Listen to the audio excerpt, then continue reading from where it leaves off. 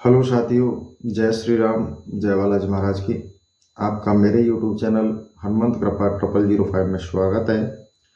साथियों, आज हम प्रतिदिन की तरह श्री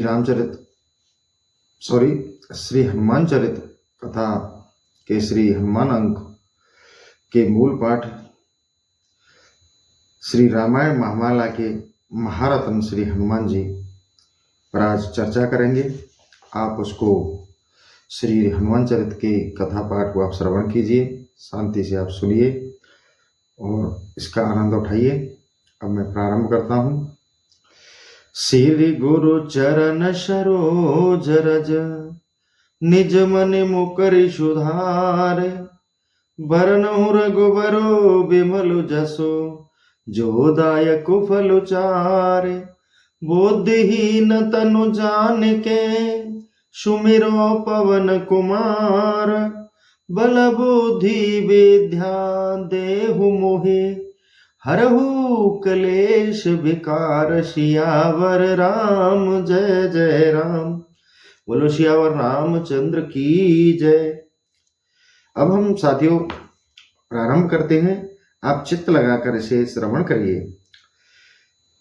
पाठ का टॉपिक रहेगा रामायण के महामाला के महारत्न श्री हनुमान। लेखक हैं अनंत श्री स्वामी श्री नंदन नंद जी सरस्वती। सीताराम गुण ग्राम पुण्यारण्य बिहारणो, बंदे विशुद्ध विज्ञानो, कवीश्वर कपीश्वरो। मारुतध्वज श्री हनुमान जी रामायण के महामाला के महारत्न हैं। वस्तुतः श्री रामचरित का वर्णन हनुमान जी के वर्णन के बिना अपूर्ण ही रह जाता है। वेद और वेद परस्पर परम ब्रह्म ने जब भक्तों पर अनुग्रह परवश हो दशरथात्मज रूप में अवतीर्ण होने का निश्चय कर लिया, तब शाश्वत शब्द ब्रह्म वेद राशि ने भी अपने इष्ट के दुर्लभ लोकोत्तर कल्याण और गुणगान के लिए प्रचोत्वामिनी संतान प्राचेतस वाल्मीकि द्वारा रामायण तक अवतार धारण किया।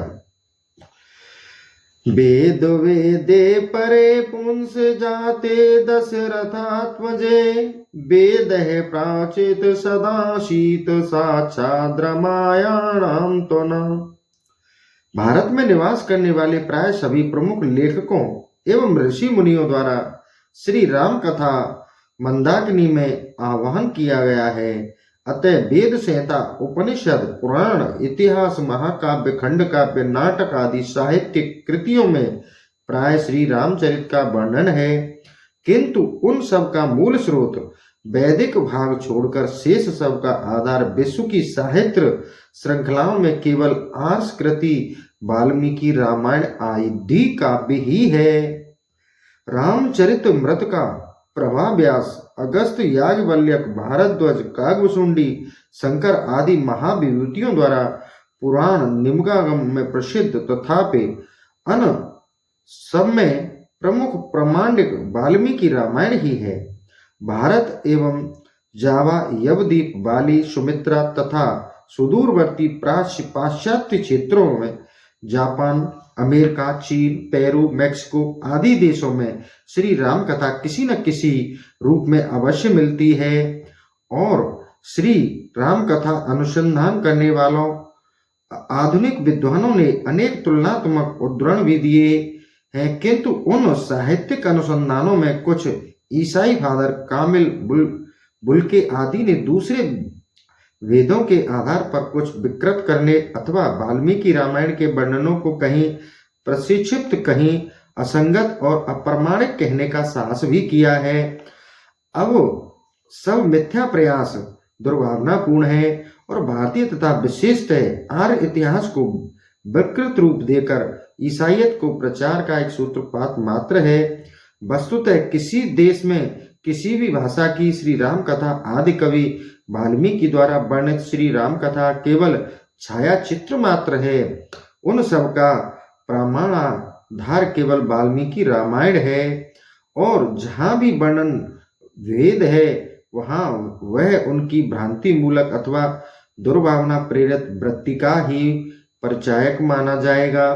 भारतीय साहित्य में कालिदास, भवभूति, तुलसीदास, रामदास आदि सभी लेखकों ने वाल्मीकि को श्री रामचरित के संबंध में परम प्रमाण माना है। इसी प्रकार श्री हनुमान जी के संबंध में वाल्मीकि रामायण में ही परम प्रमाण है। दूसरे अपना बुद्धि कौशल लगा सकते हैं, परंतु हनुमान कौन है, क्या है, किस प्रभाव, स्वभाव अथवा योग्यता से युक्त हैं, इन सब में तो अंतिम आधार महर्षि वाल्मीकि भ्रम, प्रमाद, विप्रलिप्सा, कर्णापाठवादी समस्त कुदोषों से अस्पष्ट आर्षवाणी ही है। अर्थात वाल्मीकि रामायण एक महाकाव्य मात्र न होकर इतिहास ग्रंथ भी माना गया है। इस सामान्य उपकथन के अनंतर अब श्री हनुमान जी का जो चित्र महर्षि वाल्मीकि ने दिया है उसका कुछ अंश सार रूप में अवलोकन करने का प्रयत्न किया जाता है। परम ब्रह्म श्री राम के मानव अवतारों में अपनी महनीय भूमिका निभाने के लिए अन्य सभी देवताओं के समान श्री हनुमान जी भी वानर योनि में प्रकट हुए। यह वानर जाति मनुष्यों में आदिवासियों की कोई जाति थी। इस संबंध में महर्षि वाल्मीकि ने किसी संदेह का अवकाश नहीं छोड़ा है। उन्होंने वानर शब्द मात्र न देकर कपि, शाखा मृग, प्लवग, प्लवंगम, हरि, हरियक्ष, पिंगाक्ष, हरिशार्दूल और आदि अनेक पर्यायवाची शब्दों से पुष्पयुक्त प्राकृत वानरत्व को स्पष्ट कर दिया है तथा पुच्छ के विविध रूपों और प्रयोगों का वर्णन भी विस्तार पूर्वक किया है।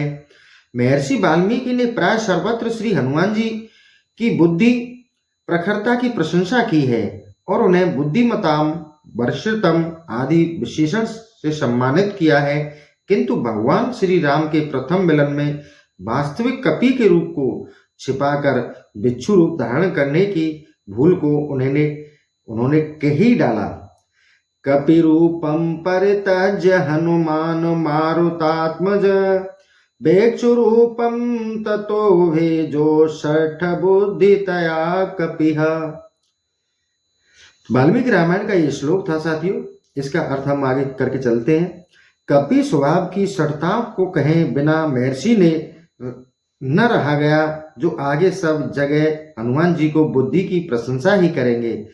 इसी भाव को गोस्वामी तुलसीदास जी ने एक में मंद मोह बस कुटिल हृदय ज्ञान इन शब्दों में वर्णन किया है। शरण जाते समय भी सर्व अंतरात्मा श्री राम से दुराव महर्षि को ठीक न लगा, इसलिए यथावत वर्णन भी कर दिया। श्री हनुमान जी को भी इस भूल का अनुभव हुआ और भिक्षु रूप त्याग कर उन्होंने अपना वास्तविक रूप प्रकट कर दिया।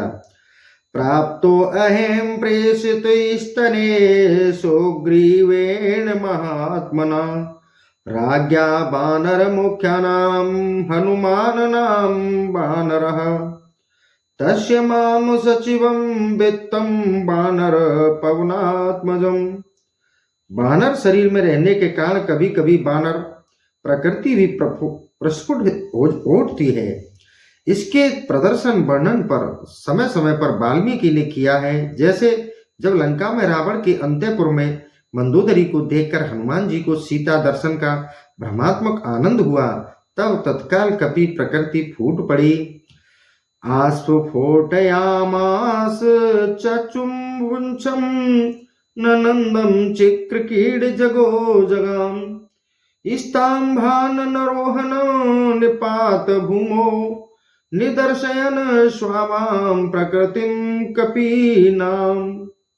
वानरी प्रकृति का प्रदर्शन करते हुए उन्होंने जोर जोर से पुच्छ को पटकना, चूमना, चिल्लाना, कूदना, खंभों पर चढ़ना आदि आरंभ किया, किंतु उनकी यह अवस्था कुछ क्षण में ही शांत हो गई। अवधूयचताम बोधिम बभूवास्तितस्तदा। ये सीता जी हैं। ऐसी भ्रमात्मक बुद्धि का त्याग कर श्री हनुमान जी ने अपने स्वाभाविक गांधीर्य को प्राप्त हुए।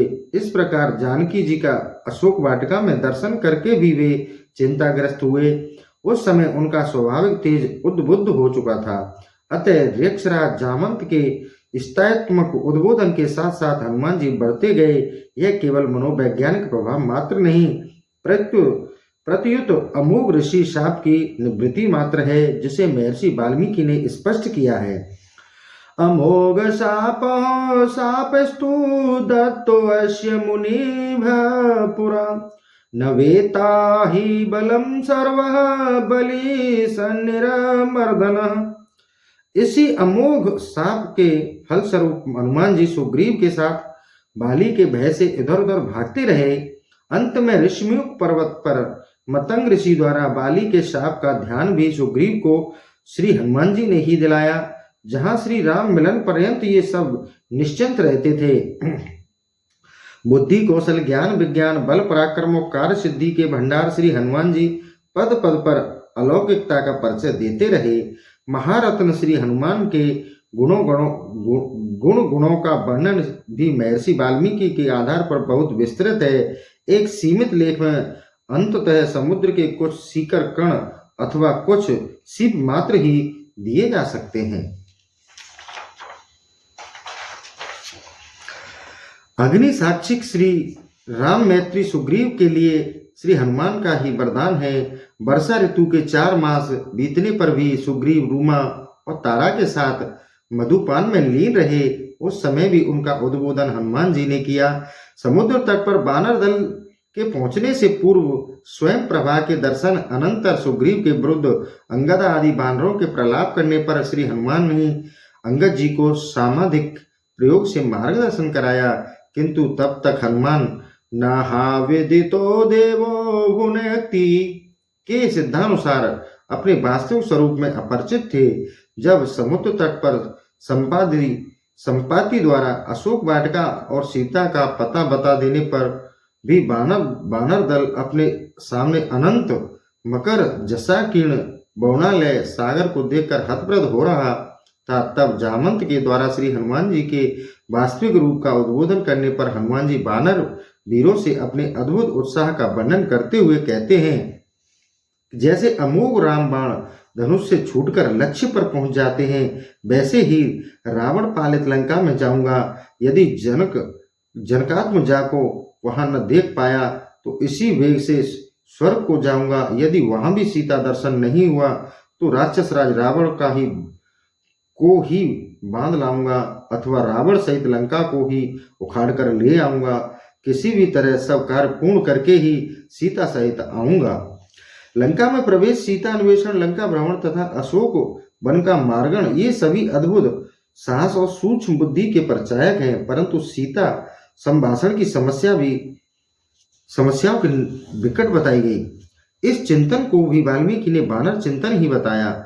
जानकी जी के दर्शन कर लेने के पश्चात सीता जी के प्रति रावण के वचन, उसके बाद जानकी जी के शोक, राक्षसी तर्जन तथा सीता द्वारा शरीर त्याग के प्रयत्न आदि को देखकर श्री हनुमान जी ने अत्यंत सतर्कता और बुद्धिमानी पूर्वक राजा दशरथ हो नाम आदि कहते हुए अयोध्यापति दशरथ के वर्णन से संक्षिप्त गाथा का आरंभ कर जानकी जी के हृदय में परम हर्ष उत्पन्न कर दिया। यहाँ तक श्री हनुमान जी का सामान्य उद्बोधन था। माँ सीता की प्रथम परमानंदमयी दृष्टि सिसंपा अशोक वृक्ष पर बैठे श्री हनुमान पर पड़ी। यहाँ से उदीयमान सूर्य के समान श्री हनुमंत सूर्य का वास्तविक उदय आरंभ हुआ। जानकी जी के मन की अनेक वैकल्पिक शंकाओं को शांत करना, उनके मन में अपने को श्री रामदूत होने का सत्य विश्वास जमाना, बातचीत के बीच बार बार जानकी जी को संदोद्वेग आना और उनके अत्यंत गंभीरता पूर्वक शांत करना श्री हनुमान जी की कुशाग्र बुद्धि का ही कार्य है। अंत में जानकी कृपा मात्र श्री हनुमान चूड़ामणि लेकर जानकी जी शोकाग्रसो राक्षस समूह को मस्क तुल्य और सिंधु को गोस्पद सदृश बना देते हैं। इस प्रकार उत्तराभिमुख सर्वसिद्ध हनुमान सागर पार कर अंगद, जावंत आदि वानर समूहों का अभिनंदित कर उन्हें सहित श्री राम दर्शन कर प्रथम आनंद कर वचन दृष्टा देवती कहकर पुनः सब वार्ता सुनाकर श्री राम परमाहदित कर देते हैं। श्री राम स्वयं हनुमान जी के अतुलित बल पराक्रम के कृत्य हो जाते हैं। श्री हनुमान जी के पराक्रम से हम सब और 14 भुवन उपकृत हैं। हे श्री राम, दर्शन के अग्रदूत श्री राम कृपा से अहेतुक प्रेरक और महर्षि वाल्मीकि के अत्यंत प्रिय पात्र हैं।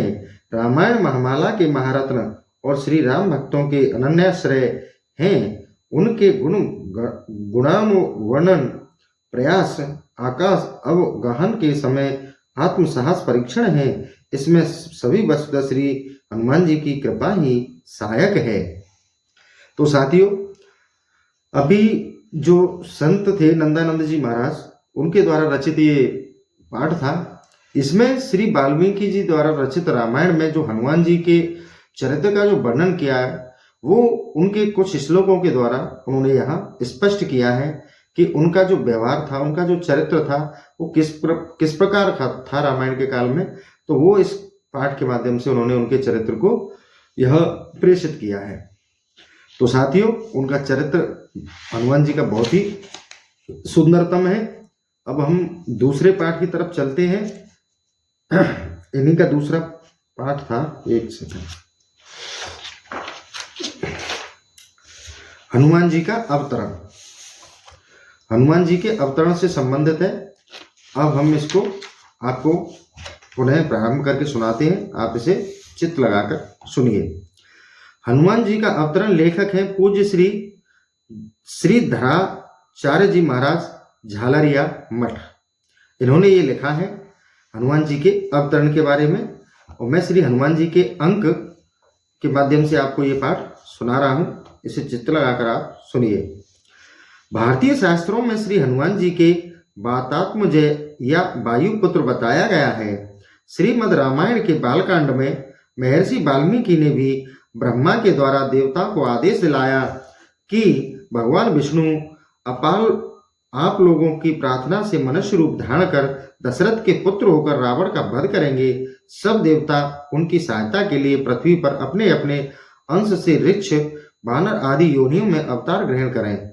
वहां भी केसरी बानर की स्त्री अंजना के गर्भ से वायुपुत्र हनुमान जी की उत्पत्ति बतलाई गई है।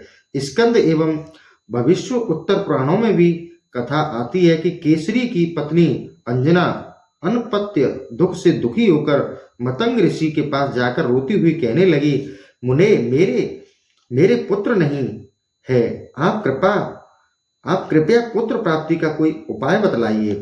तब मतंग ऋषि ने कहा, पंपा सरोवर से पूर्व दिशा में 50 योजन पर नरसिंहाश्रम है। उसकी दक्षिण दिशा में नारायण गिरी पर स्वामी तीर्थ है। उससे 1 कोस उत्तर में आकाश गंगा तीर्थ है। वहां जाकर उसमें स्नान करके 12 वर्ष तक तप करने से तेरे गुणवान पुत्र उत्पन्न होगा। मतंग के ऐसा कहने से वह नारायण द्वीप पर गई और स्वामी पुष्करणी में स्नान किया और अस्तत्व की प्रदक्षिणा एवं बराह भगवान को प्रणाम करके आकाश गंगा तीर्थ में रहने वाले मुनियों को एवं अपने पति की आज्ञा लेकर उपवास करती हुई ब्रह्म भोग छोड़कर तप करने लगी। इस प्रकार तप करते हुए पूरे 12 वर्ष बीत गए। तब वायु देवता ने प्रसन्न होकर उसे पुत्र होने का वरदान दिया। परिणाम स्वरूप अंजना के एक उत्तम पुत्र को जन्म दिया, जिसका नाम मुनि योने हनुमान रखा। ब्रह्मांड पुराण में यह प्रसंग कुछ भिन्न प्रकार से आया है। उसके अनुसार त्रेता में एक केसरी नामक असुर उत्पन्न हुआ। उसने पुत्र कामना से श्री शिवजी को प्रसन्न करने के लिए पंचाक्षरी मंत्र का जप करते हुए जितेंद्रिय और निराहार रहकर तप किया। इससे प्रसन्न होकर शिवजी ने उसे दर्शन दिया और कहा, तू अपने इच्छा अनुसार वर मांग ले। तब केसरी ने कहा, देव यदि आप संतुष्ट हैं और वर देना चाहते हैं तो मैं एक ऐसा पुत्र चाहता हूं जो बलवान, संग्राम में विजयी, महाधैर्यमान एवं महाबुद्धिमान भी हो। तब शंकर जी बोले, मैं तुझे पुत्र तो नहीं दे सकता, कारण विधाता ने तुझे पुत्र सुख नहीं लिखा है, तथापि एक सुंदरी कन्या दूंगा जिससे तेरी इच्छाओं के अनुसार महान बलशाली पुत्र उत्पन्न होगा।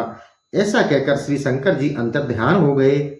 वह असुर मनचाहा वर पाकर अत्यंत प्रसन्न हो गया। कुछ समय बाद उसके एक लोक विस्मयकारिणी कन्या उत्पन्न हुई, जिसका नाम दैत्यराज ने अंजना रखा। वह कन्या शुक्ल पक्ष में चंद्रकला की तरह बढ़ने लगी। पिता पुत्रवत ही उसे कन्या से प्रेम करता था।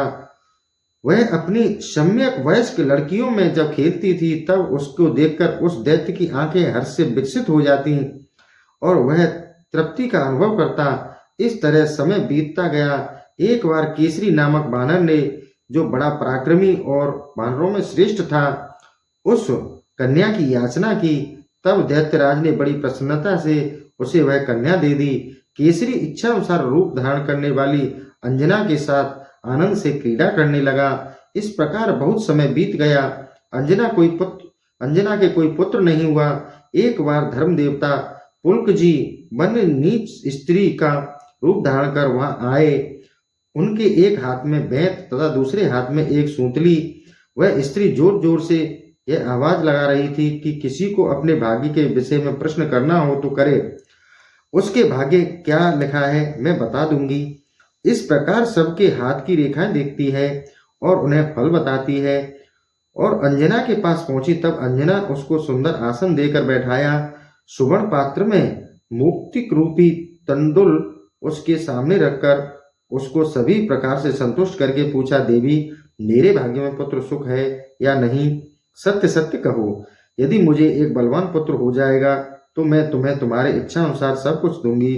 तब वह पुलकिसी बोली, तुझे बलवान पुत्र अवश्य प्राप्त होगा, यह मैं धर्म की शपथ खाकर कहती हूँ। तू चिंता मत कर, किंतु मैं जैसा बताऊं उसी प्रकार तू नियम पूर्वक तप कर। श्री वेंकटाचल पर्वत पर 7000 वर्ष तक तप करने से तुझे मनोवांछित पुत्र प्राप्त होगा। ऐसा कहकर पुलकिसी जैसे ही आई थी वैसे ही चली गई। अब अंजना उसके कथा अनुसार वेंकटाद्रि पर आकाशगंगा के पास जाकर, जहां बहुत से सिद्ध महात्मा वास करते थे, केवल वायु भक्षण कर वायु देवता का ध्यान करती हुई दारुण तप करने लगी। कुछ दिनों बाद आकाशगंगा से यह आकाशवाणी हुई कि बेटी, तू चिंता मत कर, तेरा भाग्य खुल गया। रावण नाम का राक्षस बड़ा दुष्ट होकर सब लोगों को रुलाएगा। वह सबकी सुंदर सुंदर स्त्रियों को हरण करके लाएगा। उसका नाश करने के लिए भगवान श्री हरि रघुकुल में श्री राम रूप में अवतार लेंगे। उनकी सहायता करने के लिए बड़ा पराक्रमी, बलशाली, धैर्यवान और जितेंद्रिय अप्रेम गुण वाला एक तुम्हारा पुत्र भी होगा। यह आकाशवाणी हुई। सुनकर अंजना परम प्रसन्न हुई। उसने यह सब वृत्तांत केसरी को बतलाया। वह भी अत्यंत प्रसन्न होकर पुत्रोत्पत्ति प्रतीक्षा करने लगा। अंजना का गर्भ क्रमशः बढ़ने लगा और 10 मास पूर्ण होने पर श्रवण मास की एकादशी के दिन श्रवण नक्षत्र में कमल नैनी अंजना ने सूर्योदय के समय कानों में कुंडल और यज्ञोपवीत धारण किए हुए कोपिन पहने, जिसका रूप, मुख, पूंछ और अधोभाग बानर के समान लाल था, ऐसे सुवर्ण के समान रंग वाले सुंदर पुत्र को जन्म दिया। हनुमान जी के जन्म की कथाओं पुराणों में विभिन्न प्रकार से मिलती हैं। कल्प वेद से वे सभी सत्य ही हैं। हमें तो भक्ति पूर्वक उनकी आराधना करनी चाहिए। तो साथियों, ये जो कथा थी हनुमान जी के जन्म से संबंधित, हनुमान जी के अवतरण से संबंधित थी। और ये श्री धराचार्य जी महाराज झालरिया मठ वालों ने लिखी थी। ये मैंने आपको अभी वाचन करके बताई, तो ये आपको बहुत अच्छी लगी होगी। इसी के साथ मैं ये अब सेशन यही समाप्त करना चाह रहा हूँ, क्योंकि समय बहुत हो गया। और फिर नेक्स्ट जो कल हम नया सेशन लेके आएंगे, वो लेके आएंगे वक्त श्रोमणी श्री हनुमान जी की दास्य रीति। तो साथियों, आई होप आपको मेरा वीडियो बहुत ही पसंद आ रहा होगा। पसंद आ रहा है तो कमेंट में जय श्री राम, जय बालाजी महाराज अवश्य लिखें। मैं आपको बालाजी से जुड़े अच्छे से अच्छे कंटेंट लेके आऊँगा। और क्योंकि मैं चाहता हूँ कि लोगों को हनुमान जी के चरित्र और व्यवहार के बारे में अधिक जानकारी नहीं है, मैं दर्शकों के लिए ज़्यादा से ज़्यादा हनुमान जी के चरित्र और व्यवहार के बारे में जानकारी के लिए लेके आऊँ, जिससे उनकी आस्था, श्रद्धा, विश्वास और ज़्यादा अटूट बढ़े। तो मेरा आपसे निवेदन यही है कि आप वीडियो में जय श्री राम, जय बालाजी महाराज अवश्य लिखें।